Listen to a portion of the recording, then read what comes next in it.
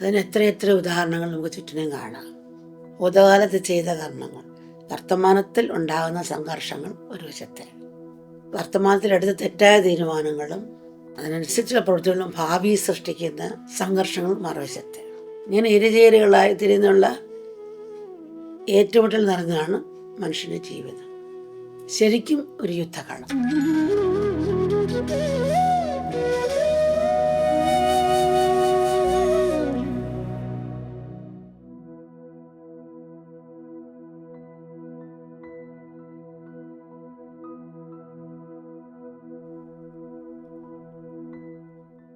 മനുഷ്യന് ഭൗതികവും ആത്മീയമായ വിജയം നേടാനുള്ള ഉത്തമമായ മാർഗമാണ് ഭഗവത്ഗീത ഉപദേശിക്കുന്നത്.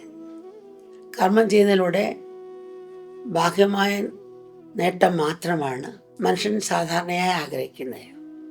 പക്ഷെ ആ മനോഭാവത്തോടെ പ്രവൃത്തി മണ്ഡലത്തിൽ ഏർപ്പെടുമ്പോൾ മനസ്സിന് സന്തോഷവും സംതൃപ്തിയും ഉണ്ടാകണമെന്ന് നിർബന്ധമില്ല. മറിച്ച് ഉണ്ടായിരുന്ന സന്തോഷവും സമാധാനവും സംതൃപ്തിയുമൊക്കെ ചിലപ്പോൾ നഷ്ടപ്പെടുകയും ചെയ്യും. അതിന് എത്രയെത്ര ഉദാഹരണങ്ങൾ നമുക്ക് ചുറ്റിനും കാണാം. ഭൂതകാലത്ത് ചെയ്ത കർമ്മങ്ങൾ, വർത്തമാനത്തിൽ ഉണ്ടാകുന്ന സംഘർഷങ്ങൾ ഒരു വശത്തെ, വർത്തമാനത്തിൽ എടുത്ത തെറ്റായ തീരുമാനങ്ങളും അതിനനുസരിച്ചുള്ള പ്രവൃത്തികളും ഭാവി സൃഷ്ടിക്കുന്ന സംഘർഷങ്ങൾ മറുവശത്തെ. ഇങ്ങനെ ഇരുചേരികളായി തിരിഞ്ഞുള്ള ഏറ്റുമുട്ടൽ നിറഞ്ഞാണ് മനുഷ്യൻ്റെ ജീവിതം. ശരിക്കും ഒരു യുദ്ധകളം. അതുപോലെ തന്നെയാണ് ശരീരവും മനസ്സും തമ്മിൽ, ബുദ്ധിയും വിചാരങ്ങളും തമ്മിൽ, വിവേകവും വികാരവും തമ്മിലുള്ള യുദ്ധങ്ങൾ നടക്കുന്നുണ്ട്. മനുഷ്യൻ്റെ അകത്തും പുറത്തും നടക്കുന്ന ഇത്തരം യുദ്ധങ്ങൾ പുതിയതല്ല. അതിന് മനുഷ്യൻ്റെ ചരിത്രത്തോളം തന്നെ പ്രായമുണ്ട്. അതാണു എന്ന് പറയാം ഒരു രീതി കുരുക്ഷേത്രം. മഹാഭാരതവും കുരുക്ഷേത്ര യുദ്ധവും നടന്നിട്ടുണ്ടോ ഇല്ലയോ എന്നുള്ളത് തർക്കവിഷയമായിരിക്കാം. പക്ഷേ ജീവിതത്തിൽ മനുഷ്യൻ നേരിടേണ്ടി വരുന്ന ശാരീരികവും വൈകാരികവും ബുദ്ധിപരമായ ദൈനംദിന പ്രശ്നങ്ങളുടെയും അവയെ വേഗപൂർവ്വം നേരിടാനും സഹായിക്കുന്ന ഒരു മാർഗദർശിയാണ് മഹാഭാരതവും ഭഗവത്ഗീതയും. അതുകൊണ്ട് തന്നെ ആ ഗ്രന്ഥങ്ങൾക്ക് ജീവിതവുമായി വളരെ അടുത്ത ബന്ധമുണ്ട്. നമ്മൾ ജനിച്ചിട്ടുണ്ടെന്ന് തോന്നുന്നെങ്കിൽ യുദ്ധം ചെയ്ത് തന്നെ പോകണം. നമ്മളെല്ലാം യുദ്ധക്കളത്തിൽ നിൽക്കുകയാണ്. നമ്മളെല്ലാം ഇന്ന് ജീവിക്കുന്ന യുദ്ധക്കളത്തിലാണ്.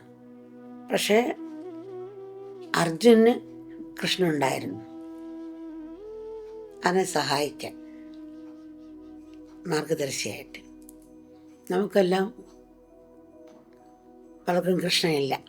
ദക്ഷൻ യജ്ഞം ചെയ്തത് യുദ്ധമായി മാറി. എന്തുകൊണ്ടാണ്? ആ കൃഷ്ണനില്ല.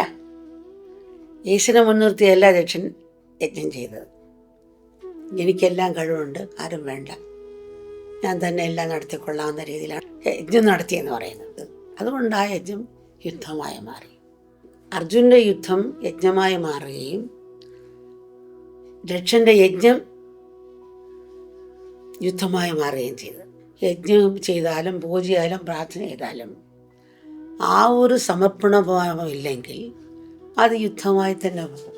അപ്പം നമുക്ക് ആ പരമാത്മാവിനെ മുൻനിർത്തി ആ വിനയമില്ല. നമ്മളെല്ലാം നിൽക്കുന്ന യുദ്ധക്കളത്തിലാണ്. ഏതൊരു ലക്ഷ്യം സാക്ഷാത്കരിക്കണമെങ്കിലും അതിന് തടസ്സമായി നിൽക്കുന്ന പ്രതിബന്ധങ്ങളെയൊക്കെ തരണം ചെയ്യേണ്ടി വരും. അപ്പം തരണം ചെയ്യുക എന്നുള്ളതും ഒരു യുദ്ധമാണല്ലോ. ഇപ്പോൾ പരീക്ഷയ്ക്ക് റാങ്ക് പഠിച്ച് ജയിക്കണം. അപ്പം കൂട്ടുകാരൻ വന്ന് വിളിക്കുകയാണ്, നല്ലൊരു സിനിമയാണ് എടുത്തിറങ്ങി, വാടാ എന്ന് വിളിച്ചപ്പോൾ പിന്നെ അവൻ വിളിക്കുന്നു, പോണമോ പോണ്ടായോ, ഏതാ ശരി ഏതാ തെറ്റ്, അതിൽ പോയാൽ ഞാൻ പരീക്ഷയ്ക്ക് ജയിക്കുമോ അതോ പോണ്ടായോ? അവനോടുള്ള മമത കളയാൻ പറ്റുന്നില്ല. ആ മമത കൊണ്ട് അവൻ വിളിച്ചെടുത്ത് പോകണം. പിന്നെ അവൻ പറയും നല്ലതാണെന്ന്. അവിടെ യുദ്ധം നടക്കുകയാണ്, സംഘർഷം. അപ്പോൾ ഇതിനെയാണ് നമ്മൾ ലക്ഷ്യം വെച്ചിരിക്കുന്നത്. അതിനെ സാക്ഷാത്കരിക്കണമെങ്കിൽ ഇവിടെ ഒരു നേതൽ നമുക്ക് ആവശ്യമാണ്. ഇവിടെ പോയാൽ എങ്ങനെയാണ്, എനിക്ക് പഠിക്കാനുള്ള സമയം നഷ്ടപ്പെടും, പിന്നെ എന്നെ ഉറക്കം നഷ്ടപ്പെടും, പിന്നെ എനിക്ക് നല്ല ഓർമ്മശക്തി കിട്ടത്തില്ല, ആ പരീക്ഷ എനിക്ക് ജയിക്കാൻ കഷ്ടമായിരിക്കും. അവിടെ ഒരു നേതലാണ്. അതൊരു യുദ്ധം, നേതലെന്നും പറയാം യുദ്ധമെന്നും പറയാം. നമ്മൾ ഏറ്റവും ഇഷ്ടപ്പെടുന്ന ഉറക്കമാണ്. എനിക്ക് നല്ല ജോലിക്ക് പോകാൻ പറ്റുള്ളൂ, ജോലിക്ക് പോലെ ജീവിക്കാൻ പറ്റുള്ളൂ, അല്ലെ അങ്ങനെ കഷ്ടമാണ്. അങ്ങനെ മരണം ചെയ്ത് ഇങ്ങനെ ശക്തി എടുത്ത് നമ്മളിൽ ഈ തമസിലാണ് ഏറ്റവും മനസ്സ് കിടക്കുന്നത്. തമസിന്ന് ഉണർത്തിക്കൊണ്ടുവരണമെങ്കിൽ ഈ നമ്മൾ യുദ്ധം നേതൽ നമുക്ക് എപ്പോഴും ആവശ്യമാണ്.